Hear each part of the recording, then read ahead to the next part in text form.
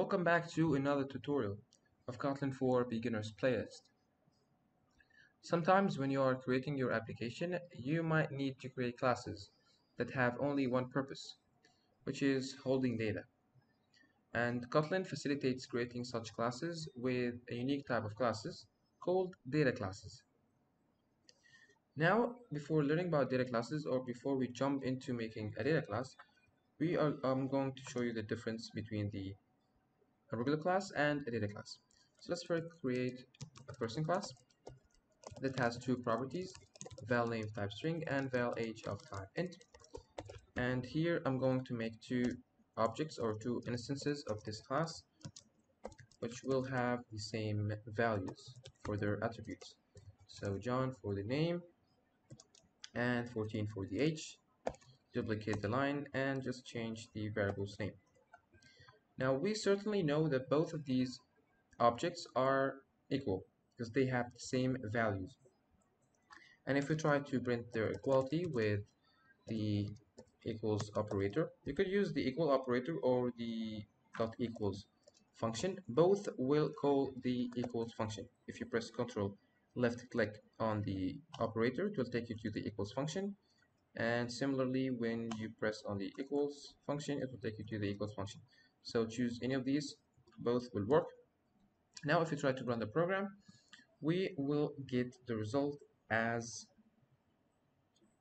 false because the equal or the equals function checks for their identity. So we know that both of them resembles an object, a different object from another object.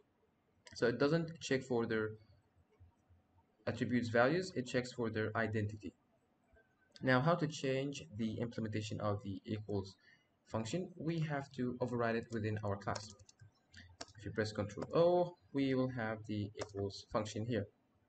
But we will not implement the equals function by ourselves. We will let the compiler implement it for us. So you can see the compiler also give us a warning saying that you have to generate the hash code along with the equals function. So we just generate the hash code. Make sure to choose both of them and press OK.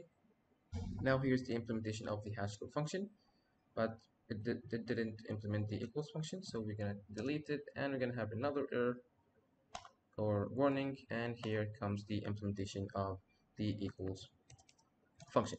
So for the hash code function, just don't worry about it now. It just generates a hash code that helps when storing the object in the hash collection. Don't worry about it here. The implementation of it is ready.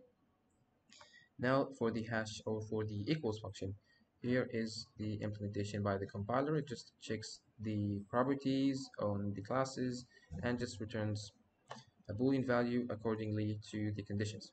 Now if you run the program, we would have true because it checks for their values, not for their identity. Now if we try, for example, to change for John 1, 2, 3, 4 and compare it with John, we will have false because it's not equal to our P2 John here. Great. We tried before printing the object in previous videos, and all we got was just a string that represents the object. It starts with the class name, like this one, then the @ and just a unique string here. So the result here comes from a toString function, or the toString function of the parent of this class right here. So we want to re-implement the function or override the function. So we know that the toString is within any class, so we could find it here as well. And now if we leave it like that, we get the same implementation as before from the parent class. So we want to re-implement it. Here it returns a string, so we gonna return a string. We will return the values, the name along with the age. So return a string that has name equal to name, comma, age equal to age. Now if we try to print it again without doing anything in the main function, we will get this formatted string right here that we added in the toString method or toString function. Similarly for the second object, it will work anytime that we try to convert this object to string. So println here, what it does, it just takes the object and calls toString in it. and it just prints the result from the toString function directly without even calling the function. Cool. You see all this implementation, all this stuff that we did here. Yes, we didn't write the equals or the hash code functions, but at least we did something with the toString function. But still, this is a lot of code. We don't want that. So instead of having that, you could just create a data class. So here I'm gonna make a data class called person data. I'm just gonna make it person data, yes, and it's going to have the same attributes. So val name of type string and val age of type int. So whatever we have done so far within the person class, the hash code, the equals, and the toString are already implemented within the data class here. And if you want to try to just make a new variable to just verify the answer, p2 is equal to person data, and here we're going to have, for example, Mikey 21. We could get println e2. We will have the same result or the another result rather than having the string that represents the class name. So we have class name and name equal to Mikey, age equal to 21.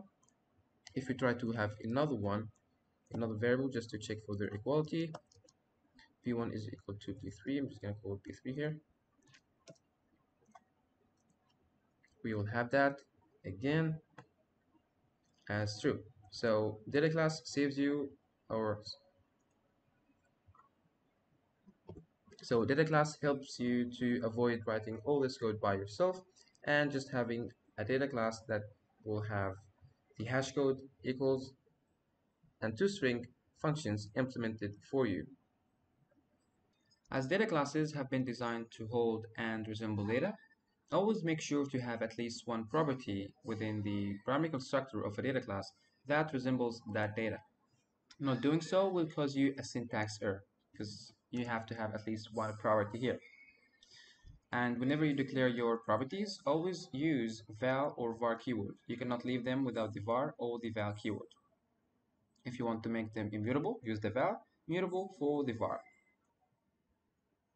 Now say for instance, you are recording information of some student.